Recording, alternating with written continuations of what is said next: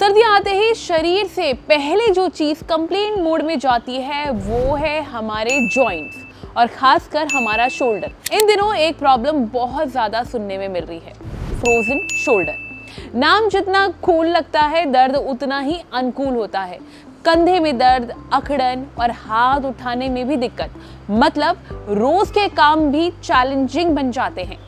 Experts कहते हैं कि ठंड के मौसम में ये प्रॉब्लम और भी ज्यादा परेशान करती है, खासकर महिलाओं और जो कि हार्ट पेशेंट्स हैं उनको। अब समझते हैं फ्रोजन शोल्डर आखिर कहाँ किसे जाता है, आखिर होता क्या है। देखिए, अगर मेडिकल भाषा में इसे समझे तो इसे एडहेसिव कैप्सुलिटिस कहते हैं। इसमें कंधे के जोड़ के चारों मौजूद झिल्ली मोटी और सख्त हो जाती हैं।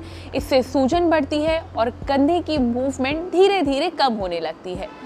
आम लोगों में ये परेशानी 3 से 5% तक होती है, लेकिन बात करें अगर डायबिटीज या हार्ट के मरीजों की तो इसका रिस्क 10 to 20% तक पहुंच जाता है। आई एम श्योर आप सोच रहे होंगे कि सर्दियों में ही इसकी दिक्कत क्यों बढ़ जाती है। असल में ठंड के मौसम में मसल्स सिकुड़ जाती हैं और ब्लड सर्कुलेशन स्लो हो जाता है। ऊपर से लोग ठंड की वजह से कम मूवमेंट करते हैं, बॉडी एक्टिविटी कम हो जाती है, हिलना डुलना बंद हो जाता है।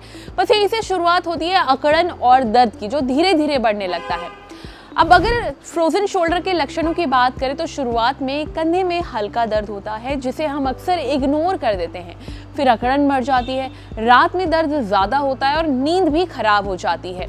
हाथ ऊपर उठना मुश्किल हो जाता है, हाथ को बैक साइड में ले जाना मुश्किल हो जाता है। इसके अलावा कपड़े पहनना या बाल बनाना ये सब भी पेनफुल लगने लगता है।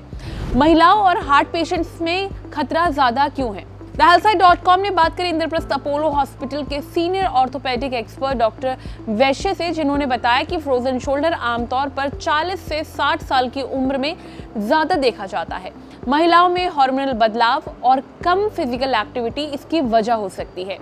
वहीं हार्ट और डायबिटीज़ के मरीजों में ब्लड सर्कुलेशन से जुड़ी दिक्कतों के कारण ये प्रॉब्लम 5 से 10 गुना ज़्यादा कॉमन हो जाती है। अब इसका इलाज क्या है? देखिए, घबराने की बिल्कुल ज़रूरत नहीं है, हर प्रॉब्लम का सलूशन मौजूद है। अच्छी बात यह है कि ज़्यादातर मामलों में फ्रोजन शोल्डर बिना सर्जरी के ठीक हो जाता है। दवाइयाँ, फिजियोथेरेपी, हल्की एक्सरसाइज और गर्म सेक काफ़ी हद तक मददगार होती है। सिर्फ बहुत सीवियर केसेस में ही इंजेक्शन या सर्जरी की जरूरत पड़ती है। अब बता देती हूँ कुछ इजी पीसी टिप्स जिससे आपको फ्रोजन शोल्डर की प्रॉब्लम नहीं होगी। सबसे पहले अपने शोल्डर को घर में रखने की कोशिश करें। शॉल या स्कार्फ यूज करें। रोज हल्की एक्सरसाइज करें, जैसे कंधा घुमाना है या दीवार पर हाथ चढ़ाना, मतलब ऊपर की तरफ आप हाथ करके एक्सरसाइज कर सकते हैं। डायबिटीज़ और हार्ट के जो पेशेंट हैं उनको अपना डायबिटीज़ भी कंट्रोल में रखना चाहिए, हार्ट हेल्थ का ध्यान रखना पड़ेगा। एक ही पोजीशन में बैठना अवॉइड करें।